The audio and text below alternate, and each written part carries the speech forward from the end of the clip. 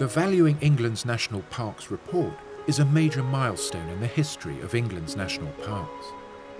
It's an independent report. It's the first time England's 10 national parks' economic and social value has been presented in this way. Indeed, they've come a long way since their inception in the late 40s and 50s. Clean air coming across the hills and dales, and the rivers, a wonderful country, offering their havens of peace. But as ever, the landscape is still changing. The fell land where men can hazard in glorious freedom. The national parks only have a future if they have an economic future.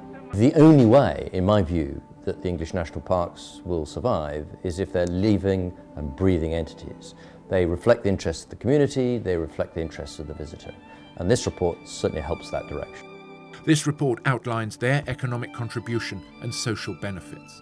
It sets out future strategies for national park economies to grow in a sustainable way. Their contribution to the national economy is between 4 and 6 billion pounds.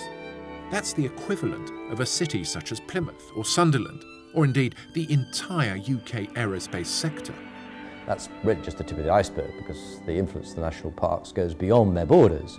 The value of rural tourism in this country is 12 billion. So actually, the national parks make up something like a third of the rural tourism economy in terms of their importance and the extent of their spend.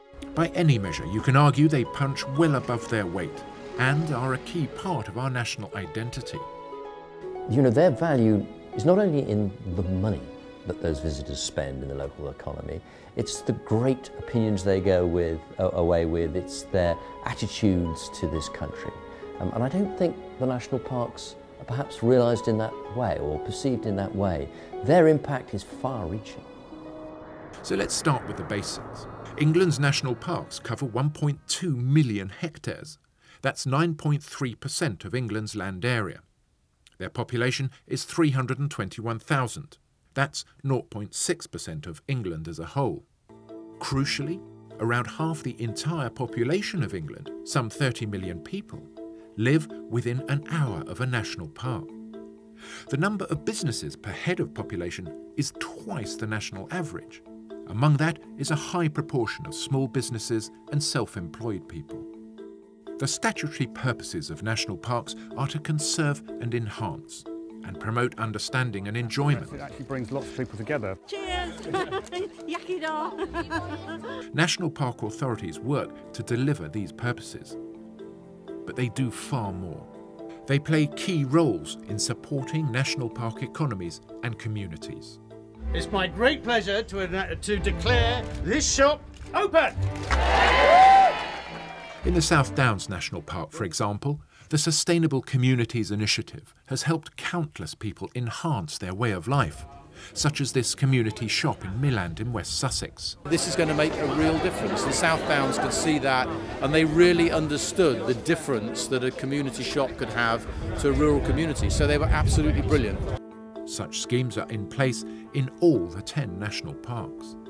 In Dartmoor, the National Park Authority has made solid friends among park users. For me, Dartmoor's a winning landscape because of the variety of terrain and also just the unpredictability. You can come up here one day and it's just shrouded in mist, and you can come up on another day and see for miles, and you can just be alone, sort of with your thoughts, and just have a really good day out.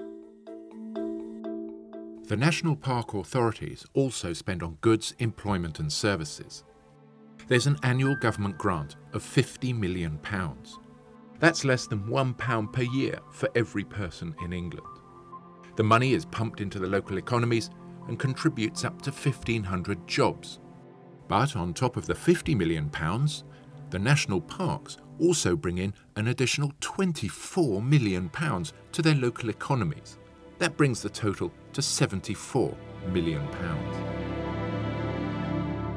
But the challenges they face in a time of shrinking budgets cannot be underestimated.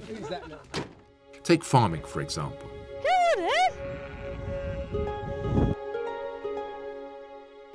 Well, I'm born and bred on the Downs. My father farmed, his grandfather farmed, his grandfather before him, all on the Downs. I come from 400 years of farmers. All the national parks in the end are farmed landscapes. It's the cornerstone of all the national parks. It's very difficult to survive just on the farming. I mean, a lot of hill farmers will have second jobs. The national park provides that extra protection. I think they help to attract in additional funding, grant schemes which both increase the biodiversity whilst helping the farmer with their income, increased emphasis on local food, branding, more access to local markets. There's all sorts of ways I think that they can help. While the report identifies the National Park Authority's remarkable achievements, it also shows how their funding has been key to their success. With sufficient core funding in future and the continued support of their partners, they'll be able to help national park economies grow in a sustainable way and to contribute to national prosperity and well-being.